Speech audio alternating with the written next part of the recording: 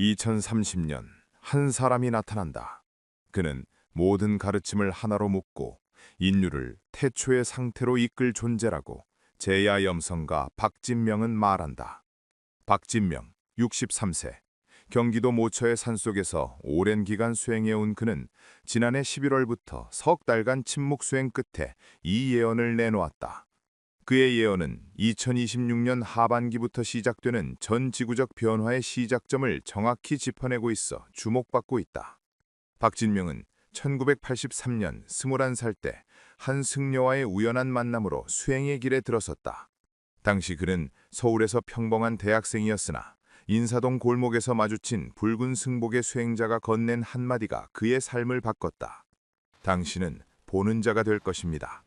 그 말을 듣고 석 달 뒤 알 수 없는 힘에 이끌려 박진명은 학업을 중단하고 히말라야로 향했다. 3년간 라다크 지역의 곰파에서 밀교 수행법을 익힌 그는 1986년 귀국 후 한국의 전통 무속과 불교 명상을 결합한 독자적 수행 체계를 완성했다. 그가 말하는 예언은 깊은 명상 상태에서 시간의 층위를 넘나들며 얻는 구체적 비전이라고 한다. 그의 미래를 보는 방식은 이러하다. 먼저 21일간 음식을 최소화하며 몸을 정화한다. 이후 7일간 완전한 침묵과 어둠 속에서 호흡만으로 의식을 확장한다. 그는 이 상태를 시간이 겹쳐 보이는 순간이라고 표현한다. 과거와 미래가 동시에 펼쳐지고 개인의 의식이 집단 의식과 연결되는 지점에서 그는 특정 장면들을 목격한다. 이 장면들은 단편적이지만 강렬하며 명상에서 깨어난 직후 그는 떨리는 손으로 본 것을 기록한다. 지난 40년간 그가 남긴 예언 중 12건이 모두 실제로 발생했다는 주변의 증언이 있다. 2025년 11월, 박진명은 평소보다 긴 침묵 수행에 들어갔다고 한다. 석 달간 외부와 단절된 채 암자에 머물렀고 2026년 2월 초 새로운 메시지를 내놓았다. 올해 하반기부터 세상이 달라집니다. 기술이 인간을 노동에서 해방시키고 그 빈자리를 영혼에 대한 갈증이 채울 것입니다. 이는 시작에 불과합니다. 그의 예언은 2026년부터 2035년까지 10년간의 인류 변화를 담고 있었다. 박진명이 본 2026년 하반기의 세계는 표면적으로는 평온했으나 보이지 않는 곳에서 거대한 물결이 일고 있었다. 인공지능과 자동화 기술이 임계점을 넘어서면서 선진 경제권에서는 주 3일 근무가 보편화되기 시작했고 기본소득 논의가 실험 단계를 벗어나 현실로 구현되는 지역들이 늘어났다. 물질적 풍요는 더 이상 노동의 대가가 아닌 시스템이 제공하는 기본값이 되어갔다. 그러나 박진명은 이렇게 말한다. 사람들은 배고프지 않았지만 허기졌습니다. 일이 사라진 자리에 공허가 찾아왔고 그 공허는 영혼의 목마름으로 드러났습니다. 2026년 9월부터 시작된 변화의 징후는 뚜렷했다. 서양의 대도시들에서는 명상센터가 폭발적으로 증가했고 동남부 대륙의 사원들에는 젊은이들의 발길이 이어졌다. 북유럽 지역에서는 고대 신화를 재해석한 새로운 영성 공동체들이 생겨났으며 남반구의 열대 지역에서는 원주민 전통의식이 현대적으로 탄생했다. SNS에는 각성, 영적 여행, 내면 탐구라는 해시태그가 수억 건을 기록했고 기존 종교기관들은 급격히 줄어드는 신도수에 당혹스러워했다. 사람들은 제도화된 신앙보다 직접적인 체험을, 교리보다 실천을 원했다. 박진명은 이 현상을 영적 민주화라고 불렀다. 과거에는 성직자나 수행자만이 영적 진리에 접근할 수 있었습니다. 하지만 기술이 생존의 문제를 해결하자 모든 이가 구도자가 될 시간을 얻었습니다. 이것이 2026년 하반기의 본질입니다. 실제로 명상 앱 사용자는 전년 대비 340% 증가했고 영성 관련 서적은 베스트셀러 목록을 장악했다. 대학에서는 의식연구학과가 신설되었고 기업들은 직원들에게 내면 성찰 휴가를 제공하기 시작했다. 세계는 눈에 보이지 않는 무언가를 집단적으로 찾고 있었다. 2027년에 들어서면서 이 흐름은 더욱 가속화되었다. 박진명의 예언에 따르면 각 대륙에서 최소 20개 이상의 새로운 영성운동이 탄생했다. 서부 대륙에서는 양자물리학과 고대 지혜를 결합한 의식과학 운동이 수백만 명을 끌어모았고 중동 지역에서는 수피즘을 현대적으로 재해석한 집단이 급성장했다. 동남부 대륙에서는 요가와 아유르베다를 넘어선 새로운 수행 체계들이 등장했으며 중남부 대륙에서는 샤머니즘과 사이케델릭 치유를 결합한 의식이 합법화 논의를 촉발했다. 아프리카 대륙에서는 조상 숭배 전통이 현대 심리학과 만나 독특한 치유 문화를 만들어냈다. 그러나 박진명이 주목한 것은 이러한 다양성 속에서도 공통된 갈망이었다. 모두가 같은 질문을 던지고 있었습니다. 나는 누구인가? 왜 존재하는가? 진정한 행복은 무엇인가? 종교마다 언어는 달랐지만 그들이 찾는 답은 하나였습니다. 2027년 중반 세계 각지의 영성 지도자들은 자연스럽게 교류하기 시작했다. 국경을 넘어선 온라인 명상 모임에는 수천만 명이 동시 접속했고 서로 다른 전통의 수행자들이 함께 수련하는 모습이 일상이 되었다. 이는 통합을 향한 무의식적 갈망의 필연이었다. 이 과정에서 반도의 땅은 독특한 위치를 점하기 시작했다. 박진명은 이렇게 증언한다. 2027년 가을 저는 명상 중에 한반도가 빛나는 것을 보았습니다. 그것은 외부에서 비추는 빛이 아니라 내부에서 발산되는 빛이었습니다. 실제로 이 시기 한국에서는 과거 수십 년간 잠복해 있던 영적 자산들이 수면 위로 떠오르기 시작했다. 단학, 국선도, 참선, 천도교, 원불교 등 근현대에 형성된 고유의 수행 전통들이 재조명되었고 젊은 세대가 이를 현대적으로 재해석했다. 특히 기와 정신수련법을 중심으로 한 한국식 명상법은 몸과 마음을 통합하는 실용적 접근으로 해외에서 주목받았다. 더 중요한 것은 한국이 가진 역사적 특수성이었다. 불교, 유교, 도교, 샤머니즘이 수천 년간 공존하며 융합된 토양은 세계 어느 곳에서도 찾기 힘든 영적 다양성을 품고 있었다. 박진명은 말한다. 한국은 배타적이지 않았습니다. 여러 가르침을 받아들이고 조화시키는 능력이 DNA에 새겨져 있었습니다. 2027년 세계가 통합을 갈망할 때 한국은 이미 그 실험을 1000년 넘게 해온 땅이었습니다. 2027년 하반기 서울에서 개최된 세계 영성 포럼에는 85개국 대표자 3000여 명이 모였고 이는 그 어떤 종교 회의보다 큰 규모였다. 세계는 한국에서 답을 찾기 시작했다. 2027년 말 박진명은 또 다른 비전을 목격했다. 강남의 한 건물에서 젊은이들이 모여 토론하고 있었습니다. 그들은 각기 다른 배경을 가졌지만 하나의 목표를 공유했습니다. 새로운 시대를 위한 새로운 언어를 만드는 것이었습니다. 이 비전은 2028년의 전조였다. 통합을 향한 움직임은 이제 구체적인 형태를 갖출 것이었다. 2028년 박진명의 예언은 더욱 구체적인 국면으로 접어든다. 봄이 오기 전 씨앗이 땅속에서 부풀어 오르듯 새로운 것이 형성되고 있었습니다. 보이지 않는 것에서 수많은 사람들이 같은 작업을 하고 있었습니다. 흩어진 조각들을 하나로 맞추는 일이었습니다. 2028년 초 서울과 부산, 제주를 중심으로 통합 영성 연구 모임들이 자생적으로 생겨났다. 이들은 조직화되지 않았고 위계도 없었지만 놀랍게도 비슷한 결론에 도달하고 있었다. 모든 종교와 사상의 핵심은 하나라는 것, 그리고 그 핵심은 언어로 완전히 표현될 수 없다는 것이었다. 박진명은 2028년 6월의 비전을 이렇게 기록했다. 한강변에 수천 명이 모여 있었습니다. 노인도 청년도 아이들도 있었습니다. 그들은 춤추지도 노래하지도 않았지만 공기는 진동했습니다. 한 사람이 단 위에 섰습니다. 그의 얼굴은 보이지 않았지만 그의 존재만으로 사람들은 무언가를 깨달았습니다. 그는 말했습니다. 당신들이 찾던 것은 이미 당신 안에 있습니다. 나는 그것을 보여주러 왔을 뿐입니다.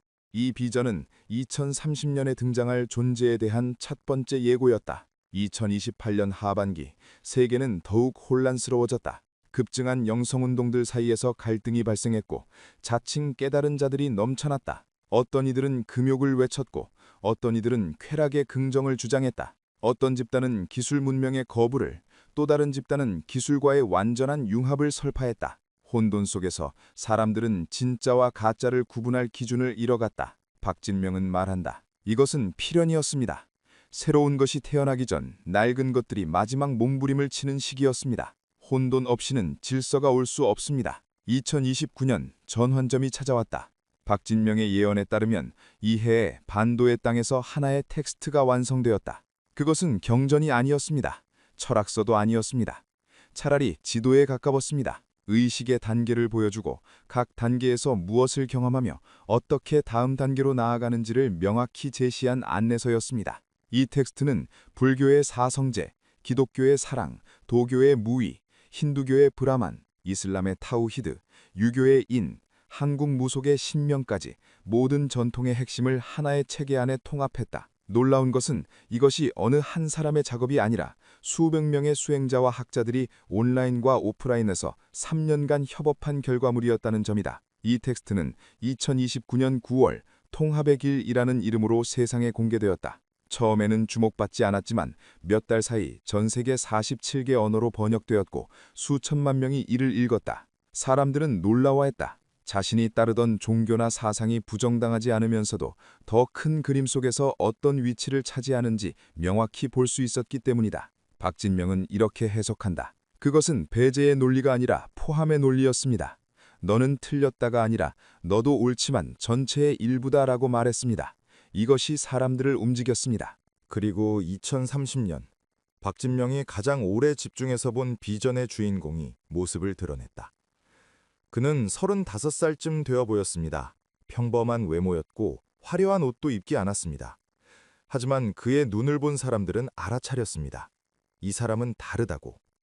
그는 스승이라 불리길 거부했고 추종자를 만들지 않았습니다. 대신 사람들에게 물었습니다. 당신은 누구입니까? 그 질문을 받은 이들은 자기 자신과 마주할 수밖에 없었습니다. 이 존재는 고대 예언서들이 말한 미륵, 마흐디, 메시아의 특징들을 모두 가지고 있었지만 그 어느 것도 아니었다. 그는 새로운 가르침을 주장하지 않았고 기적도 행하지 않았다. 단지 그의 존재 자체가 사람들을 변화시켰다. 박진명은 이 존재의 등장을 거울의 현현이라고 표현한다. 그는 사람들에게 자신을 보여주지 않았습니다. 대신 각자가 자기 안의 신성을 볼 수 있도록 거울 역할을 했습니다. 그와 함께 있으면 사람들은 자신이 찾던 것이 밖이 아니라 안에 있었음을 자연스럽게 깨달았다. 2030년 봄, 이 존재는 서울 북악산 자락에서 처음으로 대중 앞에 섰다. 3만 명이 모였지만 그는 1시간 동안 침묵만 유지했다. 그러나 그 자리에 있던 사람들은 이구동성으로 증언했다. 무언가가 전달되었다고. 이후 6개월간 그는 한반도 곳곳을 걸었다. 강연도 설교도 하지 않았지만 그가 머무는 곳마다 사람들이 모였다. 그들은 그와 함께 앉아 침묵했고 걷고 밥을 먹었다. 평범한 일상이었지만 그 안에서 사람들은 깊은 변화를 경험했다. 분노가 사라지고 두려움이 녹아내리고 오랫동안 풀리지 않던 내면의 매듭이 저절로 풀렸다. 박진명은 말한다. 그는 가르치지 않고 전이시켰습니다. 깨달음은 전염되는 것이었습니다. 2030년 말 그를 직접 만난 사람은 50만 명을 넘어섰고 그들 각자가 또 다른 전달자가 되었다. 세계는 임계점에 도달하고 있었다. 박진명이 본 미래에서 이 시기는 회귀의 시작이었다. 인류는 태초의 상태로 돌아가기 시작했다.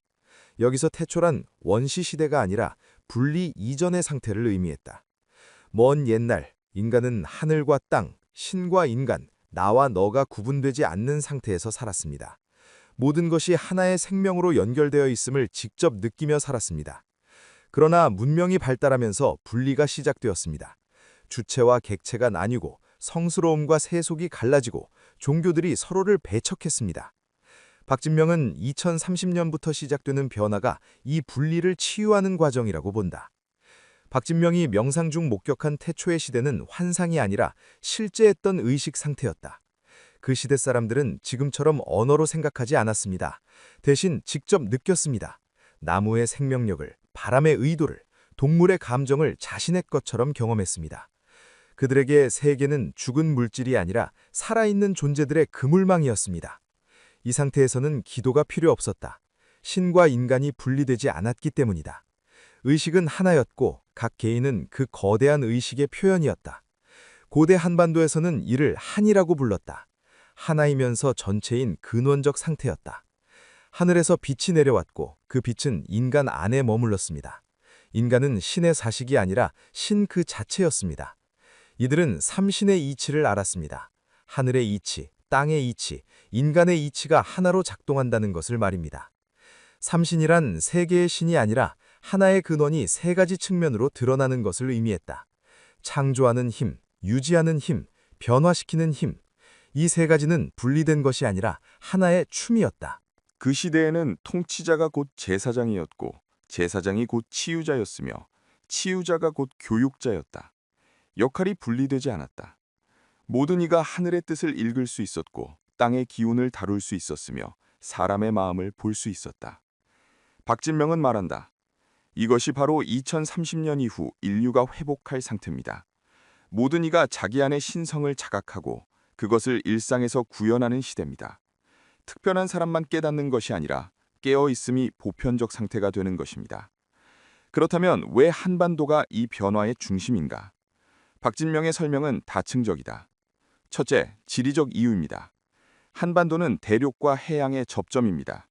북쪽으로는 광활한 대륙 문명과 연결되고 남쪽으로는 섬 문명과 이어집니다. 기운이 모이고 흩어지는 교차점이었습니다. 풍수지리학적으로 한반도는 용이 승천하는 형상이라고 전해진다. 백두산에서 시작된 산줄기가 지리산까지 이어지며 기운을 축적하고 삼면의 바다는 그 기운을 순환시킨다. 이는 단순한 미신이 아니라 지구 자기장과 지각활동이 만들어낸 에너지 흐름의 특수성이었다. 둘째는 역사적 이유다. 한반도는 수천 년간 침략과 저항의 역사를 겪었습니다.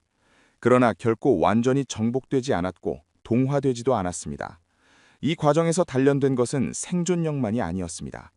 고통을 견디고 변환시키는 영적 능력이었습니다. 한국인의 집단 무의식에는 한이 있다고 한다. 이는 원한이 아니라 미완의 에너지, 아직 펼쳐지지 않은 가능성이다. 박진명은 이 한이 2030년대에 폭발적으로 승화될 것이라고 본다. 억눌렸던 것이 해방될 때 가장 큰 창조력이 나옵니다. 한국의 한은 세계적 치유의 원천이 될 것입니다. 셋째는 문화적 이유다. 한국은 어느 하나를 절대화하지 않았습니다. 불교가 들어왔을 때 샤머니즘을 없애지 않았고 유교가 지배할 때도 불교를 용납했으며 기독교가 확산될 때도 전통신앙이 공존했습니다. 배타성이 아니라 포용성이 문화의 기저에 있었습니다. 이는 전 세계에서 유래를 찾기 힘든 특징이다. 대부분의 문명에서는 새로운 종교가 들어오면 이전 것을 말살하거나 억압했다. 그러나 한국에서는 서로 다른 전통들이 겹겹이 쌓이며 독특한 영적 토양을 형성했다. 박진명은 말한다. 2030년대에 필요한 것은 바로 이 능력입니다. 모순을 통합하고 다름을 조화시키는 능력 말입니다. 박진명이 보는 영적 세계는 단순한 이원론이 아니다. 많은 이들이 영혼과 육체, 영적 세계와 물질 세계를 분리해서 생각합니다. 하지만 제가 본 것은 달랐습니다. 세계는 하나인데 진동수가 다를 뿐입니다. 그는 의식의 7층 구조를 설명한다. 가장 낮은 층위는 순수한 물질, 광물의 의식이다. 그 위는 식물의 의식, 생명력의 충동이 작동하는 층위다. 그 위는 동물의 의식, 감정과 본능이 지배하는 층위다. 네 번째는 인간의 일상의식, 자아가 형성되고 사고가 작동하는 층이다. 다섯 번째 층위부터는 대부분의 현대인이 접근하지 못하는 영역이다. 이곳에서는 개인의 경계가 흐리집니다. 나와 타인의 감정이 구분되지 않고 집단의식과 연결됩니다. 예술가나 수행자들이 가끔 이 층위에 접속합니다. 여섯 번째 층위는 원형의 세계다. 모든 상징, 신화, 꿈의 근원이 있는 곳이다. 융이 말한 집단 무의식이 바로 이 층이다. 그리고 일곱 번째, 가장 높은 층위는 순수 의식 그 자체다. 이곳에는 시간도, 공간도, 주체도, 객체도 없습니다. 모든 것이 하나이면서 동시에 무한히 다양합니다. 이것을 동양에서는 공, 도, 브라만이라고 불렀다. 박진명의 독특한 통찰은 이 층위들이 고정되지 않았다는 것이다. 인류의 평균 의식은 변합니다. 고대에는 네 번째와 다섯 번째 층위를 오가는 것이 자연스러웠습니다. 그러나 문명이 발달하며 의식은 네 번째에 고착되었고 더 나아가 세 번째, 동물적 층위로 퇴행하기도 했습니다. 2030년대의 변화는 집단적으로 다섯 번째 층위로 상승하는 과정이다. 개인의 깨달음이 아니라 종 전체의 진화다. 이것이 가능한 이유는 임계질량 때문입니다. 일정 비율 이상이 각성하면 나머지도 자동으로 끌려 올라갑니다. 2030년 그 임계점에 도달합니다. 그렇다면 일반인들은 어떻게 이 변화를 준비할 수 있는가? 박진명은 자신의 수행법을 공개하며 일상에 적용 가능한 5단계를 제시한다. 특별한 재능이나 장소가 필요하지 않습니다. 일상 그 자체가 수행장입니다. 첫 번째 단계는 호흡 관찰이다. 하루에 단 3분 자신의 호흡을 지켜보십시오. 코를 통해 들어오는 공기의 시원함, 배가 부풀어 오르는 감각, 내쉴 때의 따뜻함을 느끼십시오. 생각이 떠오르면 그냥 두고 다시 호흡으로 돌아오십시오. 이 단순한 훈련은 주의력을 강화한다. 주의력은 의식 변화의 근육이다. 매일 3분씩 3주를 지속하면 뇌의 전전두엽 활성도가 변화하고 편도체의 과민 반응이 줄어든다. 불안이 감소하고 현재 순간에 머무는 능력이 생긴다. 두 번째 단계는 감각 깨우기다. 식사할 때 음식의 색깔을 정말로 보십시오. 씹을 때 식감과 맛의 변화를 느끼십시오.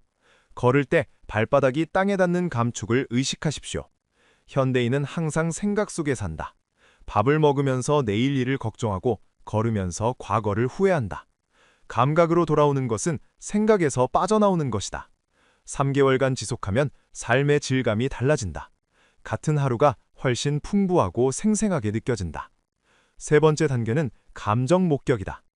화가 날 때 나는 화났다고 말하지 말고 화라는 감정이 있다고 말하십시오. 슬플 때도 기쁠 때도 마찬가지입니다. 감정을 자신과 동일시하지 말고 관찰하십시오. 이 미묘한 언어 전환은 의식의 위치를 바꾼다. 감정에 휩싸이는 대신 감정을 느끼는 공간이 된다. 6개월 수행하면 감정의 파도에 덜 흔들리고 감정이 자연스럽게 흐르고 사라지도록 허용할 수 있게 된다. 네 번째 단계는 생각 관찰이다. 하루 10분 눈을 감고 앉아서 떠오르는 생각들을 지켜보십시오. 개입하지 말고 판단하지 말고 그냥 보십시오. 생각이 구름처럼 떠다니고 사라지는 것을 목격하십시오. 처음에는 생각의 폭풍 속에 휘말리지만 시간이 지나면 생각과 생각 사이에 틈이 보인다. 그 틈이 바로 순수 의식의 창이다. 1년 수행하면 생각이 줄어들고 내면의 고요를 경험하기 시작한다. 다섯 번째 단계는 일상의식 전환이다. 모든 행위를 의식적으로 하십시오.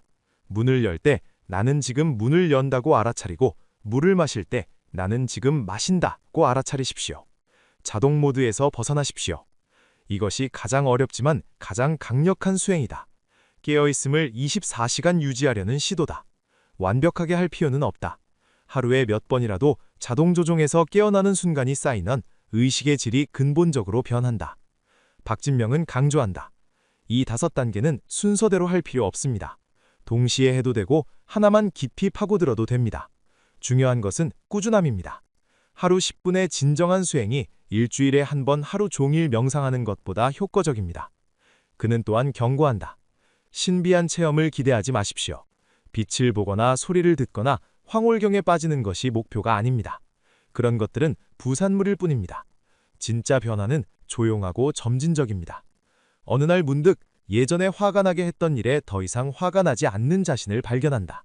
그것이 진짜 성장이다. 박진명의 예언은 여기서 끝나지 않는다. 2035년까지의 비전도 있지만 그는 모든 것을 공개하지 않는다. 미래는 확정된 것이 아니다. 가능성들의 집합이다. 제가 본 것은 가장 높은 확률의 미래일 뿐 절대적 운명은 아니다. 인간의 선택이 미래를 만든다. 그가 확실하게 말하는 것은 하나다. 변화는 이미 시작되었고 가속화되고 있으며 막을 수 없다는 것이다. 2026년 2월 현재 박진명은 여전히 경기도 산속 암자에 머물러 있다. 그는 인터뷰 요청을 모두 거절하고 SNS도 하지 않는다. 다만 그의 예언을 기록한 노트는 몇몇 제자들을 통해 조용히 퍼지고 있다. 그 노트를 읽은 사람들은 말한다. 무언가 울림이 있다고. 그것이 진실이기 때문일까? 아니면 우리 모두가 내면 깊숙이 이미 알고 있던 것을 상기시켜주기 때문일까? 한 가지 분명한 것은 세계는 변화의 문턱에 서 있고 한반도는 그 변화의 중심에서 독특한 역할을 준비하고 있으며 우리 각자는 그 커다란 흐름의 일부라는 것이다. 박진명의 마지막 말은 예언이 아니라 초대였다. 2030년을 기다리지 마십시오. 지금 시작하십시오. 당신의 각성이 세계의 각성입니다. 우리는 모두 연결되어 있습니다. 오늘의 예언을 모두 소개하였습니다. 좋아요와 응원의 댓글은 영상 제작에 큰 힘이 됩니다. 시청해주셔서 감사합니다. 이것은 미국의 한 예언자가 말한 한국에 관한 내용입니다. 한국과 일본 사이, 그리고 한국의 서쪽 바다가 마치 오래된 숨을 내쉬듯 융기한다. 집안이 조금 흔들리는 정도가 아니다. 판 자체가 재편되는, 지구가 자신의 형태를 바꾸는 사건이다. 그리고 그 과정에서 아무도 예상하지 못했던 일이 벌어진다. 한국 서쪽 해저에서 거대한 땅덩어리가 수면 위로 모습을 드러내는 것이다. 그 위에는 인류가 아직 만난 적 없는 기록들이 가득하다. 그는 미국 텍사스에 살던 신경외과 전문의였다. 그리고 그가 이것을 본 것은 망원경도 위성 사신도 어떤 과학 장비도 아닌 심장이 멈춘 4분 22초 동안이었다. 미국 예언가가 보고 온 2026년 이후 한국의 미래. 이것은 그 이야기다. 제임스 R. 카터, 1971년생, 텍사스 주립대학교 의과대학 출신의 신경외과 전문의, 수술 건수 2,300건 이상. 그는 뇌를 다루는 사람이었다. 인간의 의식이 어디서 오는지, 그것이 물리적 뇌의 산물인지 아닌지를 학문적으로 누구보다 깊이 고민해온 사람이기도 했다. 그러나 그 모든 고민은 2019년 11월 14일 오전 11시 7분, 한순간에 다른 차원으로 넘어갔다. 그날 그는 수술을 집도하던 중이었다. 갑작스러운 심장 리듬 이상. 의료진의 기록에는 심실세동 발생, 즉각 재세동 시행, 자발순환 회복까지 4분 22초라고 적혀 있다. 심장이 멈춘 4분 22초. 의학적으로 이 시간은 뇌의 비가역적 손상이 시작될 수 있는 임재 구간이다. 그러나 제임스는 그 시간 동안 다른 어떤 것을 경험했다. 그가 처음 발표한 것은 사건으로부터 3년이 지난 후였다. 학술 논문이나 언론 인터뷰가 아니었다. 그는 조용히 자신이 신뢰하는 소수의 연구자들에게만 구술로 전달했다. 그 내용이 조금씩 외부로 알려지기 시작한 것은 2023년 무렵이었고, 그것이 퍼지는 방식은 출판이나 미디어가 아닌 사람에서 사람으로 전해지는 오래된 방식이었다.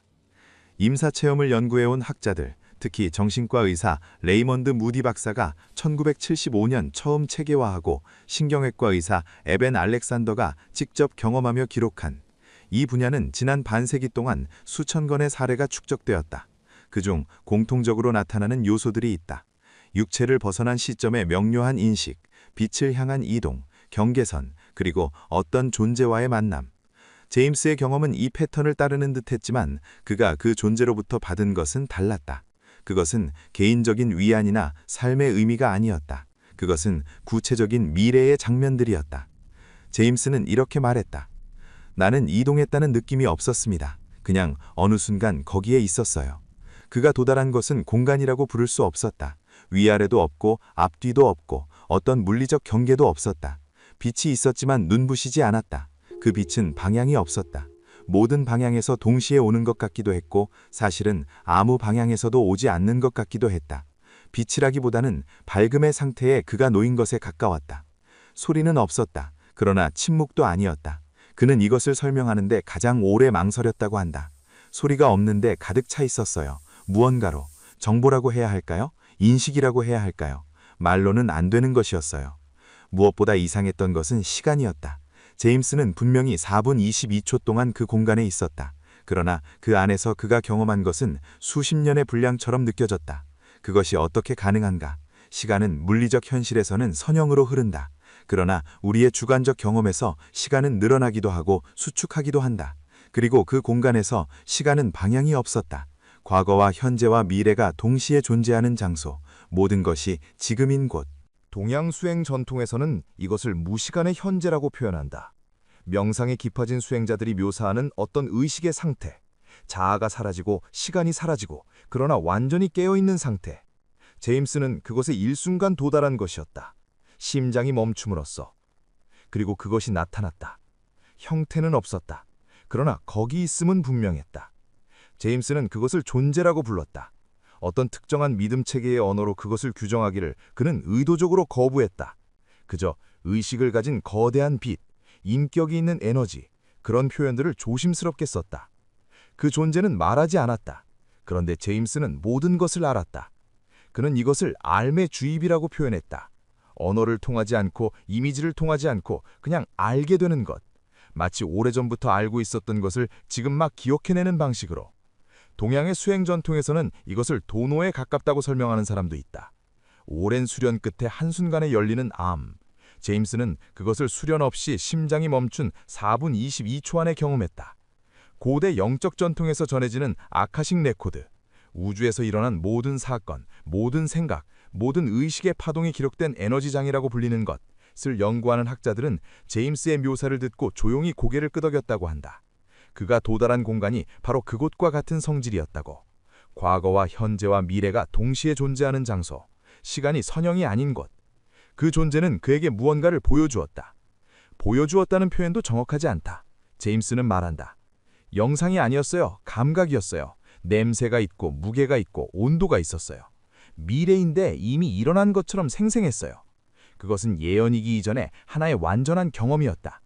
그리고 그 경험의 중심에는 동아시아가 있었다. 한국이 있었다. 그리고 지구의 표면이 숨을 들이쉬고 내쉬는 거대한 벼랴가 있었다. 그가 돌아왔을 때 수술실의 시계는 11시 11분 29초를 가리키고 있었다. 그 존재가 제임스에게 처음 보여준 것은 장면이 아니었다. 감각이었다. 땅이 움직이는 느낌, 발바닥을 통해 올라오는 진동이 아니라 지구 내부에서 시작해 표면을 향해 밀고 올라오는 압력, 마치 오랫동안 수압을 버텨온 무언가가 한계에 도달하는 순간처럼. 제임스는 이것을 설명하면서 이런 말을 남겼다. 그것은 갑작스러운 지형 변화가 아니었어요. 지구가 의도적으로 무언가를 드러내는 것처럼 느껴졌습니다. 지구 물리학의 언어로 말하면 이것은 판구조론의 영역이다. 지구의 표면은 10여 개의 거대한 암석판 위에 올려져 있으며 이 판들은 지금 이 순간에도 매우 느리게 이동하고 있다. 그러나 그 이동이 축적된 에너지를 한꺼번에 방출할 때 그 순간은 지형을 바꾼다. 역사 속에서 이런 일은 반복되었다. 플라톤이 기록한 아틀란티스의 침몰, 전 세계 거의 모든 고대 문명이 공통적으로 전하는 대홍수의 기억, 그리고 약 12만 년 전 마지막 빙하기가 끝나며 해수면이 수십 미터 상승하던 시기. 그것은 신화가 아니라 지질학적 사실로 기록된 사건들이다. 제임스가 본 미래는 그 연장선 위에 있었다. 2026년, 동아시아의 해저 지각이 재편된다. 그 충격은 단순히 수치로 측정되는 규모의 문제가 아니다. 판의 경계가 움직이고 수백만 년의 지질 역사가 한순간에 가시화된다.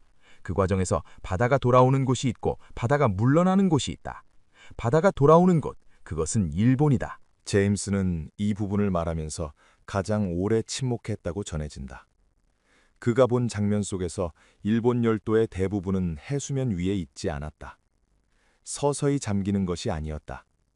지각의 재편이 완료되었을 때 지도는 이미 바뀌어 있었다.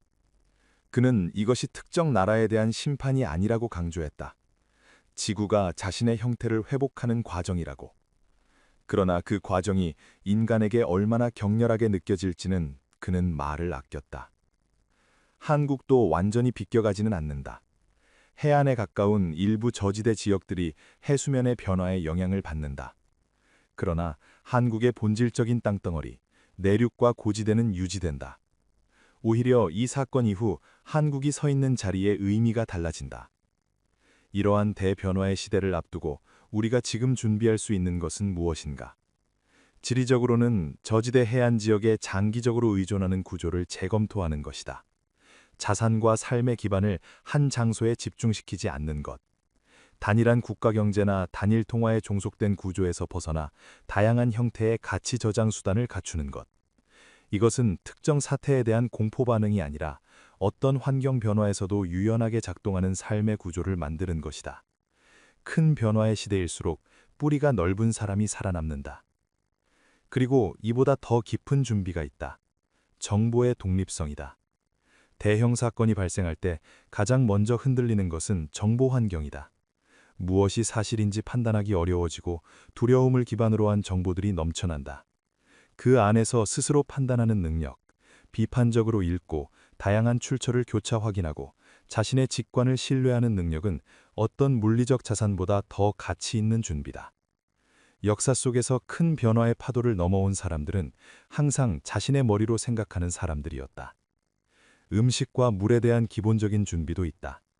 도시 문명은 복잡한 공급망 위에 서 있다. 그 망이 흔들릴 때를 대비한 최소한의 자금 능력, 그것은 서바이벌리즘이 아니라 합리적인 리스크 관리다. 현명한 사람은 최선을 바라면서도 최악을 대비한다.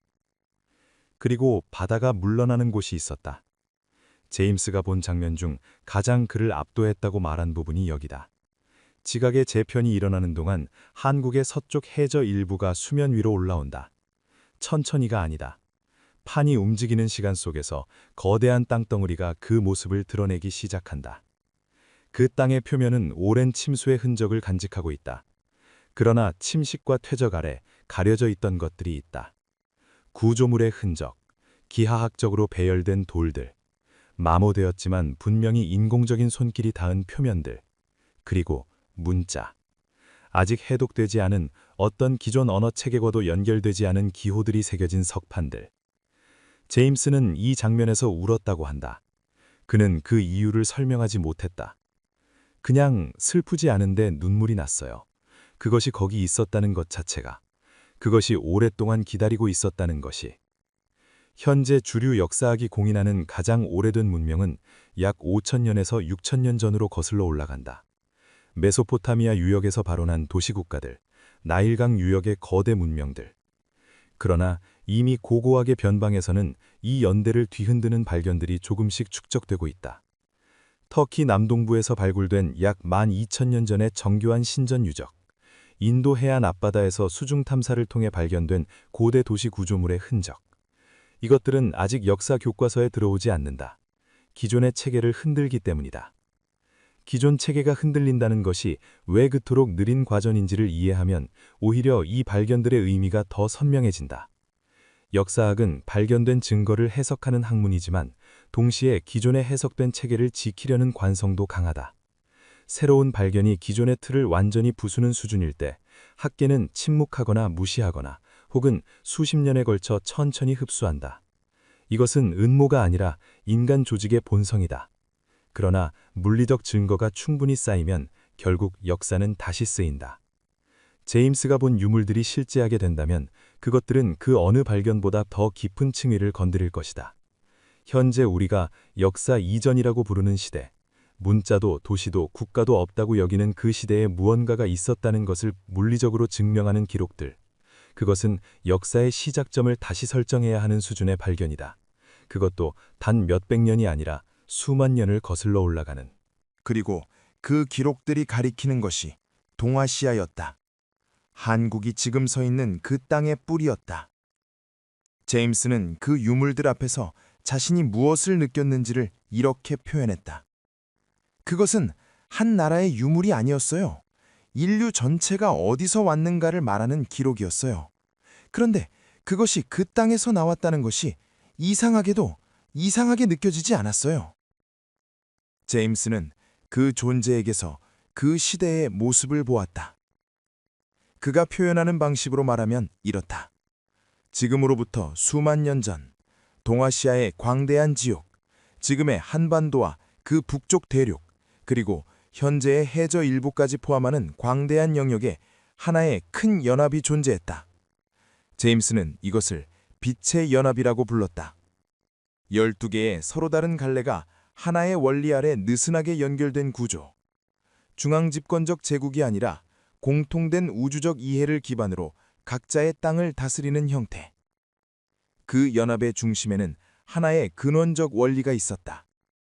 제임스는 이것을 설명할 때 어려움을 겪었다. 하나이면서 셋이에요.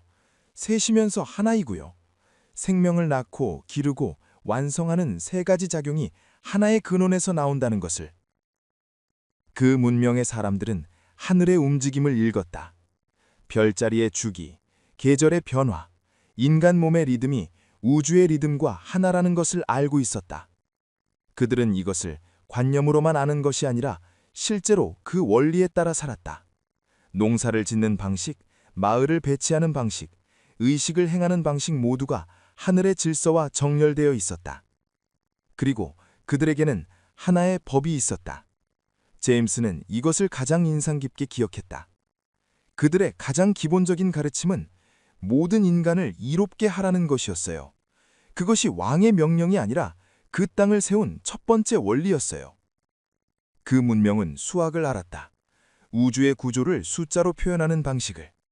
81개의 기호로 이루어진 체계. 그것이 하늘과 땅과 인간의 관계를 수학적으로 담아냈다고 제임스는 말했다. 그것은 장식이 아니었다. 실제로 작동하는 우주론적 코드였다. 그 문명은 쇠락했다. 기후의 변화, 해수면의 상승, 그리고 이후 다른 시대들이 덮어왔다. 기억은 사라지고 기록은 물 아래로 가라앉았다. 그러나 그 씨앗, 그 원리, 그 감각, 그 하늘을 읽는 방식은 그 땅의 사람들 안에 잠복했다. 유전자처럼 혹은 기억의 깊은 층위에 새겨진 무언가처럼. 제임스는 이것을 설명하면서 흥미로운 비유를 사용했다. 씨앗은 땅 속에 묻혀 있을 때 씨앗처럼 보이지 않는다. 그것이 씨앗이었다는 것은 싹이 트고 나서야 알 수 있다. 마찬가지로 어떤 문명의 원리가 한 민족의 심층에 잠들어 있을 때 그것은 겉으로 드러나지 않는다. 특정 순간에 특정 기계에 의해 깨어날 때까지는. 그 기계가 융기한 땅 위의 기록들이 될 것이라고 제임스는 보았다. 수면 위로 올라온 유물들은 물리적 증거다. 그러나 그것이 불러일으키는 것은 단순히 지적 호기심이 아니다. 제임스는 이것을 민족적 각성이 아니라 우주적 기억의 회복이라는 표현으로 설명했다. 어떤 원리들, 하늘과 땅과 인간이 하나의 이치로 연결된다는 것, 모든 존재를 이롭게 하는 것이 가장 강한 힘이라는 것, 그것이 태초부터 그 땅에 새겨진 원리였다면 그 기록이 다시 수면 위로 올라올 때 그 원리도 함께 깨어난다는 것, 그리고 그 원리를 가장 깊이 이해하고 살아낼 수 있는 위치에 있는 사람들이 그 땅의 후손들이라는 것. 이것이 미국 예언가가 보고 온 2026년 이후 한국의 미래의 본질적인 춤이다. 역사의 기록이 물 위로 올라온다는 것은 무엇을 의미하는가? 제임스는 이 질문 앞에서 잠시 멈추었다. 그리고 말했다. 그것은 땅의 문제가 아니에요. 기억의 문제예요. 어떤 민족이 스스로를 어떻게 이해하는가, 그것이 그들이 세상에서 어떻게 작동하는가를 결정해요. 2026년 이후의 흐름을 그가 본 방식으로 따라가면 이렇다. 해저에서 솟아오른 땅과 그 위에서 발굴되기 시작하는 기록들은 단순히 고고학적 사건이 아니다. 그것은 한 민족의 자기인식을 뿌리부터 흔들어 재건하는 사건이 된다. 지금까지 스스로를 작다고 여겼던 것이 아니라 오래되었다는 것을, 깊다는 것을, 그 뿌리가 어디서 왔는지를 비로소 알게 되는 것. 제임스는 이것이 한국 사람들이 민족적 분노를 갖게 되는 것이 아니라 민족적 고요함을 갖게 되는 것이라고 표현했다. 깊이 뿌리내린 나무는 흔들리지 않는다. 자신의 기원을 아는 사람은 타인의 평가에 흔들리지 않는다. 그 이후의 20년, 2026년부터 2040년대에 걸쳐 한국은 변한다. 군사력이나 경제력만의 이야기가 아니다. 어떤 원리로 세상을 이해하는가, 어떤 언어로 인류에게 말을 거는가의 문제다. 제임스는 이 부분을 설명하면서 흥미로운 표현을 썼다. 세상은 지금까지 하드웨어의 강자를 따랐어요. 그런데 그 다음 시대는 소프트웨어의 강자를 찾게 됩니다. 인간을 이해하는 언어, 삶의 이치를 꿰뚫는 지혜, 그것을 가진 곳으로 세상이 귀를 기울이기 시작해요. 태초의 시대에 모든 인간을 이롭게 하라는 원리로 세워진 그 문명의 씨앗이 한국 안에 잠들어 있다면, 그리고 그 씨앗을 깨우는 사건이 일어난다면 그것은 한 나라의 부상이 아니라 인류의 기억 회복과 맞닿아 있는 사건이 된다. 제임스는 이것이 자신이 받은 예언 중 가장 중요한 부분이었다고 말했다. 특정 나라가 위대해지는 것이 아니라 오래전에 인류가 알고 있었던 무언가가 다시 세상으로 나오는 것. 이 미래는 2025년 말, 지금 이 시점에서 보면 먼 이야기처럼 느껴질 수 있다. 그러나 지각의 재편은 예고 없이 온다. 변화는 항상 그것을 준비한 사람과 준비하지 않은 사람을 나눈다. 그렇다면 이 시대를 어떻게 살아야 하는가? 제임스는 그 존재로부터 예언만 받아온 것이 아니었다. 그는 그 존재로부터 마지막으로 이런 말을 들었다. 돌아가서 내면을 닦아라. 세상이 흔들릴수록 중심이 고요한 사람이 세상을 이끈다. 내면을 닦는다는 것은 무엇인가? 제임스가 돌아온 이후 스스로 실천하기 시작한 것들을 그는 구체적으로 전했다. 그것은 거창한 수련이 아니었다. 호흡이었다. 매일 아침 눈을 뜨고 아무것도 하기 전에 그냥 숨을 느끼는 것. 들이쉬고 내쉬는 그 감각에 의식을 완전히 놓는 것. 이것이 단순해 보이지만 실제로 해보면 얼마나 어려운지를 알게 된다. 우리의 마음은 대부분의 시간을 과거나 미래에서 보낸다. 어제 일어난 일을 반복 재생하거나 아직 오지 않은 것을 걱정하거나. 호흡을 느끼는 것은 그 마음을 지금 이 순간으로 데려오는 가장 직접적인 방법이다. 지금 이 순간 외에는 어떤 것도 실제하지 않는다. 과거는 기억이고 미래는 상상이다. 실제하는 것은 오직 지금뿐이다. 그 다음은 관찰이다. 자신의 생각을 생각하는 것이 아니라 생각을 바라보는 것. 생각이 일어나고 사라지는 것을 지켜보는 관찰자의 자리에 머무는 것. 대부분의 사람들은 자신이 생각이라고 믿는다. 불안한 생각이 일어나면 자신이 불안한 사람이라고 여긴다. 그러나 생각은 날씨와 같다. 그것은 왔다가 간다. 그것을 보는 눈은 다른 자리에 있다. 이 수련이 깊어질수록 흥미로운 일이 일어나기 시작한다. 내면이 고요해질수록 외부의 현실이 달라지기 시작하는 것이다. 이것은 신비로운 이야기처럼 들리지만 양자역학의 관점에서 보면 의외로 낯설지 않다. 관찰자가 관찰 대상에 영향을 미친다는 이중슬릿 실험의 결과, 의식과 물질 사이의 경계가 우리가 생각하는 것만큼 명확하지 않다는 현대 물리학의 탐구들, 우리가 어떤 의식의 상태에 있는가가 우리 주변의 현실에 영향을 미친다. 구체적으로 말하면 이것이다. 두려움에 집중된 의식은 두려움을 끌어당기는 구조를 만든다. 마음이 부족함으로 가득 차 있을 때 그 부족함은 지속적으로 재생된다. 반대로 이미 이루어진 것처럼 느끼는 것, 원하는 상태에 이미 있는 것처럼 감사의 감각으로 현재를 경험하는 것. 이것은 자기 위안이 아니다. 의식이 현실을 구성하는 방식에 적극적으로 참여하는 것이다. 감사는 이 과정에서 가장 강력한 도구 중 하나다. 감사하는 마음 상태는 뇌의 기능적 구조를 실제로 바꾼다. 이것은 신경과학이 이미 확인한 사실이다. 그리고 그 상태에서 내리는 판단, 내리는 결정, 만나는 사람들, 그것들은 달라진다. 현실이 달라진다. 제임스는 이렇게 말했다. 그 존재가 나에게 준 가장 큰 선물은 예언이 아니었어요. 내 의식의 상태가 곧 내 세계라는 것, 그것을 알게 된 것이었어요. 마음 수련의 세 번째는 공동체다. 변화의 시대일수록 혼자 서려는 경향이 강해진다. 그러나 고립은 취약성을 높인다. 같은 방향을 바라보는 사람들, 서로의 현실을 지지해주는 관계망, 그것이 물리적 준비보다 더 근본적인 안전이다. 오래전 빛의 연합이 12갈래이면서 하나였던 것처럼. 연결은 힘이다. 그리고 정보를 다루는 태도. 변화의 시대에는 엄청난 양의 정보가 쏟아진다. 그 속에서 중심을 잃지 않는 것이 중요하다. 정보를 두려움의 재료로 쓰지 말고 판단의 재료로 쓰는 것. 정보를 받아들이되 그것에 의식이 끌려가지 않는 것. 내 안에 고요한 중심이 있을 때 정보는 나를 흔들지 않고 나를 안내한다. 제임스가 특히 강조한 것이 하나 더 있었다. 수면과 꿈의 시간이다. 우리는 삶의 약 3분의 1을 잠속에서 보낸다. 현대사회는 이 시간을 그저 몸을 회복하는 시간으로만 취급하지만 수행 전통들은 이 시간을 전혀 다르게 본다. 의식이 육체의 제약에서 벗어나 다른 층위의 정보를 받아들이는 시간. 직관과 통찰이 상징의 언어로 전달되는 시간. 제임스는 자신의 임사체험 이후 꿈의 질이 완전히 달라졌다고 말했다. 이제 꿈을 꾸면 알아요. 이것이 그냥 뇌의 처리인지 아니면 무언가가 전달되고 있는 것인지. 잠들기 전 마음의 상태가 꿈의 내용을 결정한다. 그리고 꿈에서 받은 인상이 깨어있는 시간의 직관을 형성한다. 잠들기 전 오늘 하루 감사한 것을 떠올리는 것. 내일 어떤 상태로 깨어나고 싶은지를 의도로 설정하는 것. 이것은 수면의 질을 바꾸고 나아가 삶 전체의 방향성을 바꾸는 작은 실천이다. 2026년 2월, 지금 이 순간에도 동아시아의 지각은 움직이고 있다. 지구는 항상 움직인다.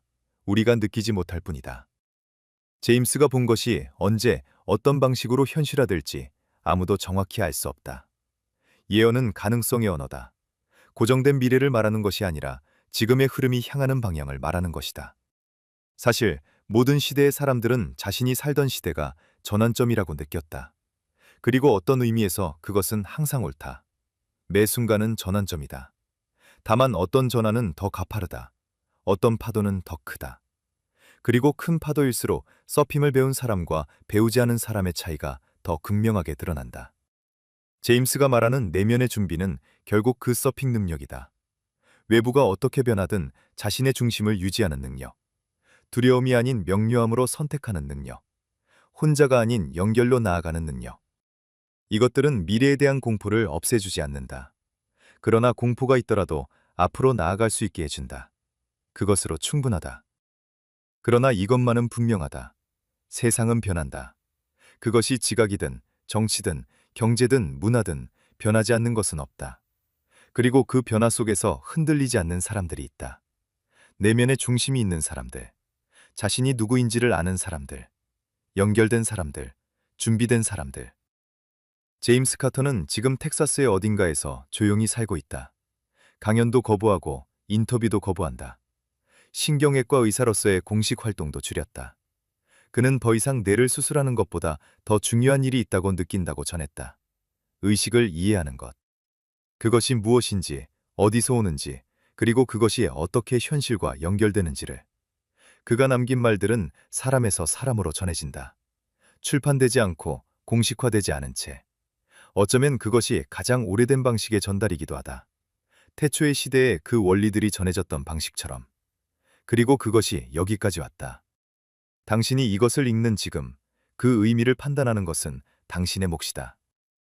오늘의 영상이 도움이 되셨다면 좋아요를 눌러주시고 공감이 되는 부분 댓글로 남겨주시면 참고하겠습니다. 시청해주셔서 감사합니다. 그 스님은 이렇게 예언했다. 올해 6월 이 땅에 사는 사람들 중 절반이 눈이 뜨일 것입니다. 스님은 그 말을 조용히 내뱉고는 다시 찻잔을 들었다. 이것이 무슨 말일까? 이 글은 그날의 기록이다. 그를 처음 찾아간 건 지인의 소개를 통해서였다. 그분은 알려지는 것을 원하지 않으십니다. 그 말을 들었을 때 오히려 더 궁금해졌다. 세상에 이름을 내고 싶어하는 사람들로 가득한 시대에 자신을 감추려는 사람은 드물다. 그리고 그런 사람일수록 품고 있는 것이 진짜인 경우가 많다. 산길을 2시간 가까이 걸어 들어간 끝에 작은 암자 하나가 나타났다. 기와도 낡았고 마당의 장독대도 오래되었다. 스님은 자리에 앉자마자 느닷없이 시간 이야기를 꺼냈다. 사계절이 바뀌듯 우주에도 계절이 있어. 지금은 겨울이 끝나가는 자리요. 불교에서는 인간이 인식하는 시간과는 차원이 다른 단위를 사용한다. 겁이라는 개념이다. 겁은 단순한 긴 시간이 아니다. 우주가 생성되고 유지되고 소멸하고 다시 태어나는 하나의 주기를 말한다.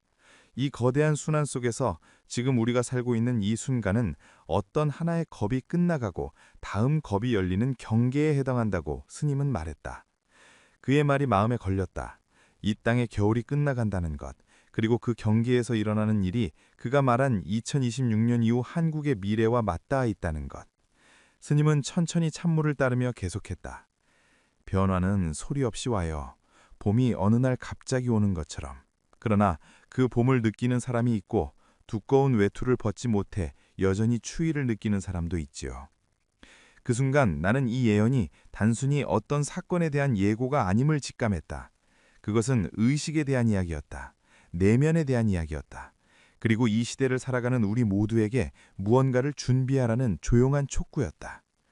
스님이 말한 미래는 달력 위의 날짜가 아니라 마음의 상태에 관한 것이었다. 이 이야기를 전하기 전에 잠깐 짚고 넘어가고 싶은 것이 있다. 우리는 지금 눈에 보이는 세계만을 현실이라고 부르는 시대에 살고 있다. 그러나 수천 년의 명상 전통은 이 눈에 보이는 세계 너머에 다른 층위의 현실이 존재한다고 말해왔다.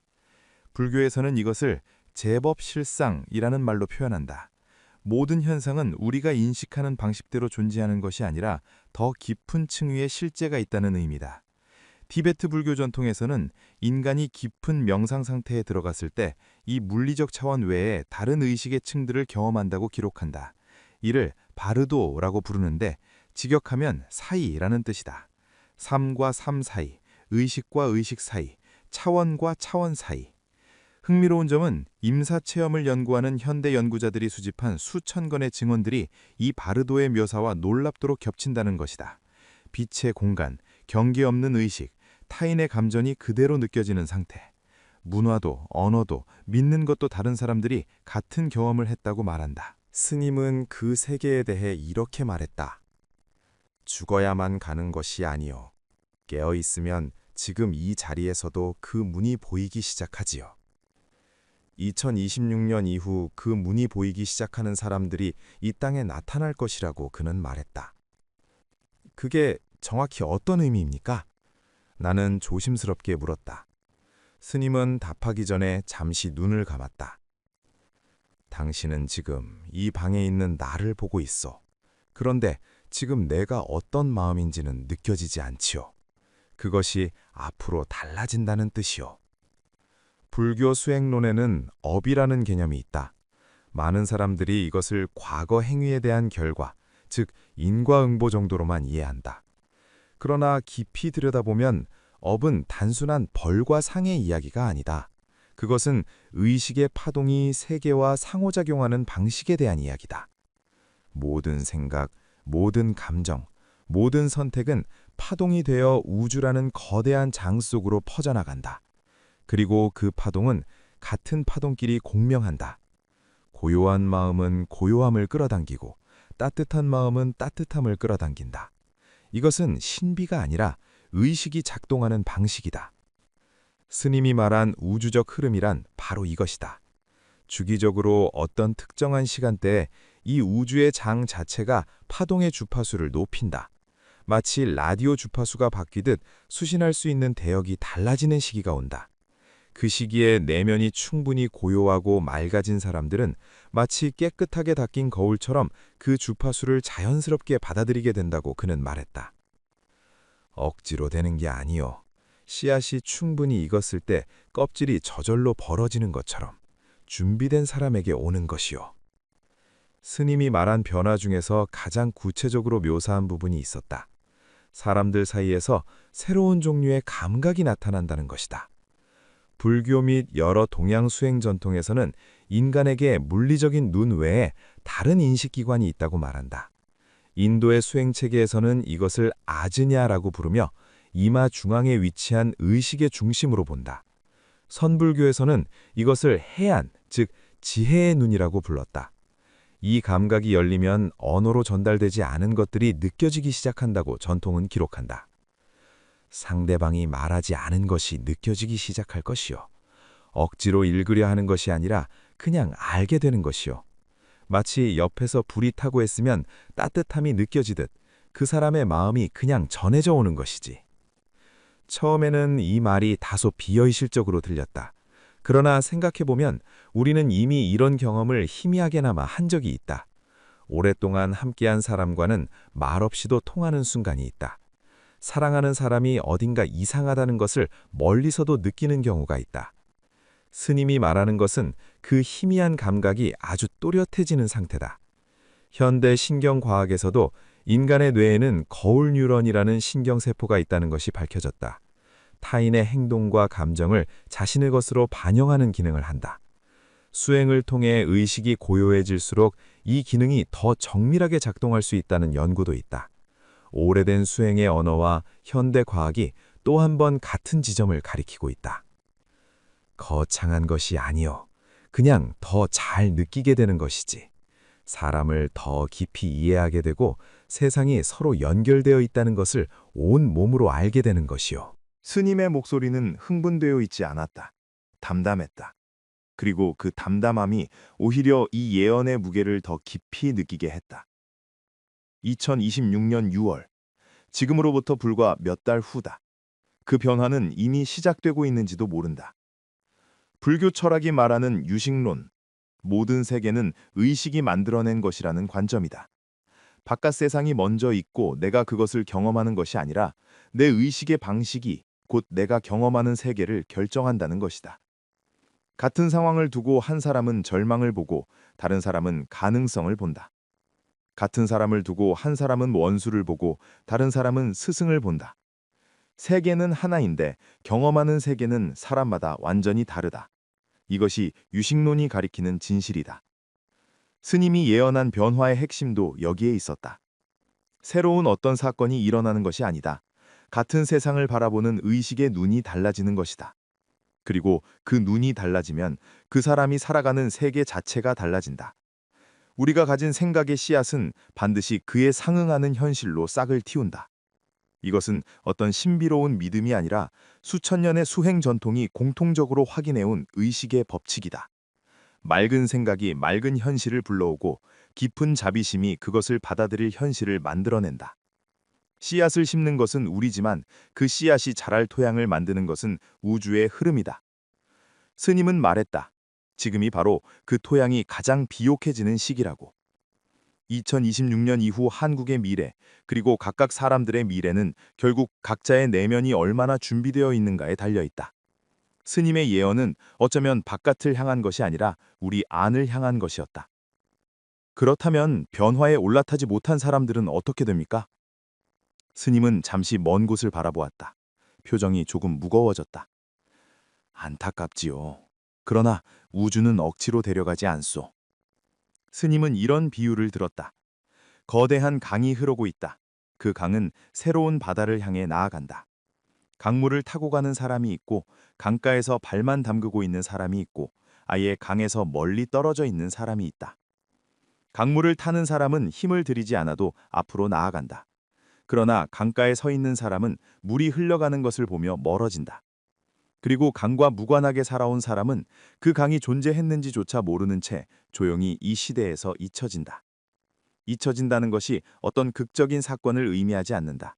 그것은 그냥 흐름에서 멀어지는 것이다. 어떤 큰 격변도, 어떤 선고도 없이 다만 새로운 물결이 시작될 때 그 물결 속에 없는 것이다. 스님은 이것을 단죄의 언어로 말하지 않았다. 오히려 깊은 연민의 눈빛이었다. 준비가 안 된 것이 그 사람의 잘못이 아닐 수도 있소. 이번 생에 너무 무거운 것을 지고 왔거나 혹은 아직 필요한 경험들을 다 마치지 못했을 수도 있으니까요. 불교에서는 육체의 소멸이 의식의 끝이 아니라고 본다. 의식은 업의 무게와 방향에 따라 다음 존재로 이어진다. 이것이 윤회다.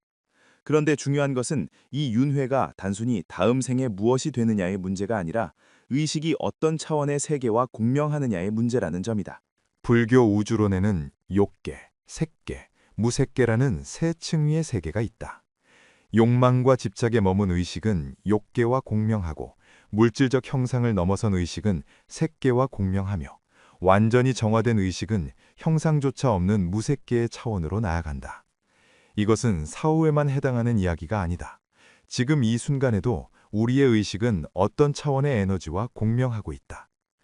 스님이 말한 준비된 사람들이란 생각 이상으로 단순한 기준이었다. 선하게 살았소. 남을 해치지 않으려 했소. 자신을 돌아보며 살았소. 그것이면 충분하오. 특별한 수행을 하지 않았더라도 진심으로 바르게 살아온 삶은 그 자체로 의식을 다듬어 놓은 것이오. 예언은 이 땅에서 멈추지 않았다. 한 곳에서 불이 붙으면 바람을 타고 번지는 법이오. 이 땅에서 시작된 의식의 물결은 시간이 지나면서 온 세계로 퍼져나갈 것이오. 스님은 그것이 어떤 선전이나 운동을 통해서가 아니라 의식이 의식에게 직접 전달되는 방식으로 이루어질 것이라고 했다. 깨어난 한 사람이 주변의 다른 사람의 잠을 흔들고 그 사람이 또 다른 사람에게 영향을 준다. 말이 아니라 존재로, 논리가 아니라 파동으로. 씨앗 하나가 숲이 되는 것처럼. 그 말을 들었을 때 이 예언이 갖는 규모가 새롭게 느껴졌다. 2026년 이후 한국에서 시작되는 이 변화는 결국 한 시대의 마감이자 다음 시대의 시작이었다. 그리고 그 새로운 시대를 실제로 살아갈 존재들이 곧 이 세상에 태어날 예정이라고 그는 말했다. 이 부분에서 스님은 처음으로 목소리에 온기를 담았다. 불교와 여러 동양수행 전통에서는 태어남이란 어떤 의식이 특정한 목적을 가지고 이 물질 세계를 선택하는 과정이라고 본다. 아무렇게나 태어나는 것이 아니다. 그 시대에 필요한 역할을 가진 의식이 그 역할을 수행하기에 가장 적합한 조건으로 들어오는 것이다. 티베트 불교의 전통에서 툴쿠라고 부르는 존재들이 있다. 이전 생의 수행과 서원을 기억하며 다시 이 세상에 자발적으로 태어나는 의식들이다. 그들은 높은 차원의 세계에서 다시 낮은 차원의 세계로 내려오는 것이기 때문에 세상에 오기 전부터 이미 어떤 빛을 품고 있다고 전통은 말한다. 스님이 2027년에 대해 한 말이 바로 이것과 연결된다. 그 해에 태어날 아이들 중에는 다른 차원에서 이 시대를 기다려온 영혼들이 많을 것이오. 이번 생이 처음이 아닌 오랜 준비 끝에 내려오는 것들이지. 그들의 눈빛이 다를 것이오. 아주 어릴 때부터 알 수 없는 깊이가 느껴지는. 역사 속에는 시대를 바꾼 존재들이 있었다. 그중 다수는 매우 이른 나이부터 기존의 틀을 의심하고 전혀 다른 방향을 열어보였다. 스님은 그런 존재들이 2027년에 집중적으로 태어날 것이라고 했다. 그리고 그들이 어른이 되는 시간, 세상은 우리가 상상하는 것과는 전혀 다른 모습으로 변해 있을 것이라고. 그 세상이 어떤 모습인지를 그는 이후에 아주 천천히 그려냈다. 2050년이 되면 세상은 어떻게 됩니까? 스님은 대답 대신 창밖을 오래 바라보았다. 그 눈빛이 마치 먼 것에 실제로 그 세상이 펼쳐져 있는 듯한 느낌이었다. 스님은 2050년 즈음의 세상을 가리키는 자신만의 표현을 사용했다. 본래의 땅이라고 했다. 처음부터 존재했던 세계의 모습, 인간의 의식이 분열되기 이전의 상태로 세상이 되돌아가는 것이라고 했다. 이 세상이 처음 생겨났을 때를 생각해 보시오. 인간이 하늘의 이치와 하나로 이어져 있던 시절, 땅이 풍요롭고 인간이 자연과 경계 없이 어우러져 살던 때, 모든 생명이 서로를 착취하지 않고 저마다의 자리에서 온전히 빛나던 시절이요. 그가 묘사하는 세상은 선명했다. 마치 실제로 본 것처럼. 스님의 묘사를 정리하면 이렇다. 그 시대의 인간은 지금보다 훨씬 긴 생을 살았다고 한다. 수백 년을 사는 것이 드물지 않았다. 이것은 단순히 몸의 문제가 아니라 의식의 상태와 연결된 것이다. 마음의 분열과 집착이 적을수록 생명 에너지의 소모도 적다는 것이다. 그 시대의 하늘은 지금과 달랐다고 했다. 하늘이 더 가까웠다. 이것은 물리적인 거리가 아니라 인간이 하늘의 질서, 즉 우주의 이치와 더 직접적으로 연결되어 있었다는 뜻이다. 스님은 이것을 천지인의 합일이라고 불렀다. 하늘의 도와 땅의 기운과 인간의 마음이 하나의 흐름으로 이어져 있던 상태. 그 시대에는 왕이 따로 없었다고 한다. 권력으로 누군가를 다스리는 구조가 없었다. 모두가 하늘의 이치를 알고 있었기 때문에 억압할 필요도 없고 억압받을 이유도 없었다. 스님은 이 상태를 무의이치, 억지로 다스리지 않아도 저절로 다스려지는 상태라고 표현했다. 노자가 말한 그 개념이 실제로 구현되었던 세상이라고 그는 말했다. 인간과 자연의 관계도 달랐다. 동물을 두려움으로 대하지 않았고 식물과 대화할 수 있는 감각이 살아있었다. 이것은 지금 보면 신화처럼 들리지만 스님은 그것이 의식의 주파수가 지금보다 훨씬 높았던 시대의 자연스러운 결과라고 했다. 의식이 분열되지 않으면 인간은 자연과 실제로 공명할 수 있다는 것이다. 그 세상이 다시 오는 것이요. 회복되는 것이지 새로 만들어지는 것이 아니라 잃어버렸던 것을 되찾는 것이요. 그렇다면 그 세상은 저절로 오는 것인가? 스님은 고개를 저었다. 하늘이 주는 것이기도 하지만 사람이 만드는 것이기도 하오. 씨앗을 심지 않으면 열매가 없는 것처럼. 이것이 불교 화엄 사상의 핵심이기도 하다.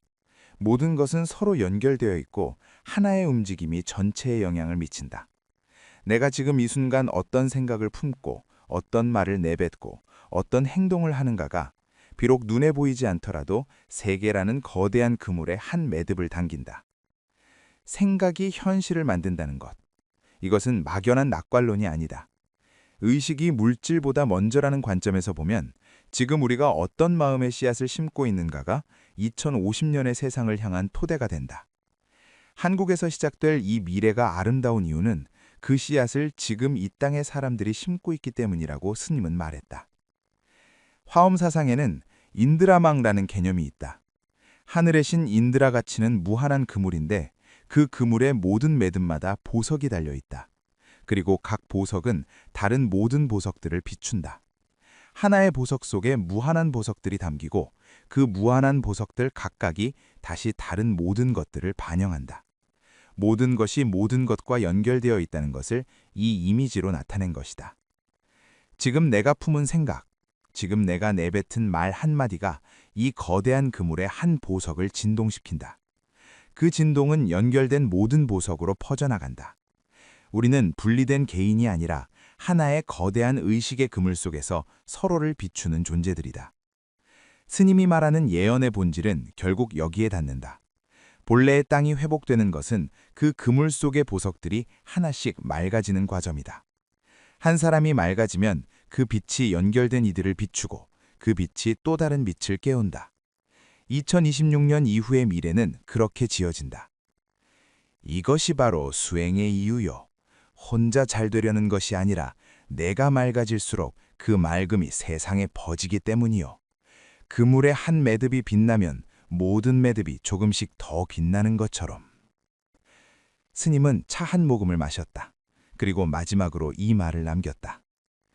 그래서 지금 이 시간이 중요한 것이요. 2026년이 오기 전 지금 이 자리에서 무엇을 심고 있느냐가 전부요. 스님에게 마지막으로 물었다. 그렇다면 저는 무엇을 해야 합니까? 그는 오히려 반문했다. 지금 이 순간 당신의 마음은 어디에 있어? 모든 순행의 출발점은 동일하다. 지금 이 순간 자신의 마음이 어디에 있는지를 아는 것. 불교에서 이것을 마음 챙김이라고 부른다. 특별한 자세도 특별한 장소도 필요 없다. 지금 이 숨이 들어오고 나가는 것을 느끼는 것. 지금 내 발이 땅에 닿는 감각을 느끼는 것. 그것이 시작이다. 대부분의 사람들은 과거의 후회나 미래의 걱정 속에서 하루를 보낸다. 그러나 과거는 이미 지나갔고 미래는 아직 오지 않았다. 실제로 내가 살고 있는 것은 오직 지금 이 순간뿐이다. 마음이 지금 이 순간에 머물 때 의식은 고요해지고 그 고요함 속에서 내면의 더 깊은 층이 열리기 시작한다. 스님이 말한 2026년의 변화를 받아들이는 것도 결국 이 고요함에서 시작된다. 스님은 구체적인 방법을 3가지로 나누어 말해주었다. 첫째는 관수행이다. 관수행이란 자신의 생각과 감정을 경험하는 것이 아니라 바라보는 것이다. 분노가 올라올 때 그 분노에 휩쓸리지 않고 지금 분노가 올라오고 있구나 하고 알아차리는 것이다. 생각을 없애려는 것이 아니라 생각으로부터 한 발 물러서서 바라보는 것. 이 작은 거리감이 의식의 자유를 만들어낸다. 둘째는 자비수행이다. 자신을 향한 따뜻함에서 시작해 가까운 사람들, 그리고 낯선 사람들, 나아가 나를 힘들게 한 사람들에게까지 따뜻한 마음을 확장하는 것이다. 이것은 감성적인 수행처럼 보이지만 실제로는 의식의 주파수를 가장 빠르게 높이는 방법 중 하나다. 자비심은 고요함 속에서 피어나고 그 꽃은 타인을 비출 뿐 아니라 자신의 내면을 가장 먼저 정화한다. 셋째는 원력 수행이다. 매일 아침 오늘 하루 어떤 사람이 되고 싶은지를 마음속에 분명하게 새기는 것이다. 나는 오늘 주변 사람들에게 따뜻한 사람이 되겠다. 나는 오늘 내 말로 누군가를 상처 입히지 않겠다. 이런 의도를 하루의 시작에 심는 것이다. 의실이 가는 곳으로 에너지가 모인다. 분명한 의도는 의식을 방향지우고 방향지어진 의식은 그에 맞는 현실을 불러당긴다. 억지로 특별해지려 하지 마시오. 그냥 매일 어제보다 조금 더 솔직하게, 조금 더 따뜻하게, 그것이면 충분하오. 스님의 그 말이 암자마당을 나서며 내내 귓가에 맴돌았다. 불교 유식론에서는 우리의 심층의식을 아레야식이라고 부른다. 이것은 우리가 경험하고 생각하고 느낀 모든 것의 씨앗이 저장되는 의식의 창고다. 우리가 매일 어떤 생각을 반복하고 어떤 감정의 패턴을 익히고 어떤 의도를 품는가가 이 창고에 차곡차곡 쌓인다. 그리고 그 씨앗들은 반드시 싹을 틔운다. 어떤 씨앗을 심느냐가 어떤 현실을 맞이하느냐를 결정한다. 이것은 믿음의 영역이 아니다. 의식이 작동하는 방식, 그 법칙이다. 좋은 씨앗을 많이 심는 사람의 아레야식은 그만큼 더 맑아지고 맑아진 의식은 맑은 현실을 불러온다. 원력 수행이 강력한 이유가 여기에 있다. 매일 아침 분명한 의도를 심는 것은 아레야식의 좋은 씨앗을 의식적으로 심는 행위다. 무의식적으로 흘러가는 하루가 아니라 내가 원하는 방향으로 의식을 경작하는 것이다. 스님은 덧붙였다. 세상을 바꾸려 하기 전에 오늘 하루 내 마음을 한 뼘이라도 더 넓혀보시오. 그것이 2050년의 세상을 짓는 벽돌 하나요. 유명 스님의 2026년 이후 한국의 미래에 관한 예언은 결국 바깥 세상의 변화가 아니라 우리 안의 변화에 대한 이야기였다. 우주의 흐름이 가장 비옥해지는 이 시기에 그 흐름을 받아들일 수 있는 내면의 그릇을 만드는 것. 그것이 이 예언이 우리에게 건네는 진짜 메시지다. 2026년 6월은 멀지 않았다. 그리고 수행의 씨앗을 심기 가장 좋은 때는 언제나 지금이다. 그 스님의 2026년 한국 미래 예언이 가리키는 것은 하나다. 세상이 바뀌기를 기다리는 것이 아니라 내가 먼저 바뀌는 것. 그 작은 변화들이 모여 본래의 땅을 다시 불러온다. 당신이 심는 씨앗 하나가 2050년의 세상을 짓는 벽돌이 된다. 오늘의 예언이 도움이 되셨다면 좋아요와 응원의 댓글 남겨주시면 감사하겠습니다. 시청해주셔서 감사합니다.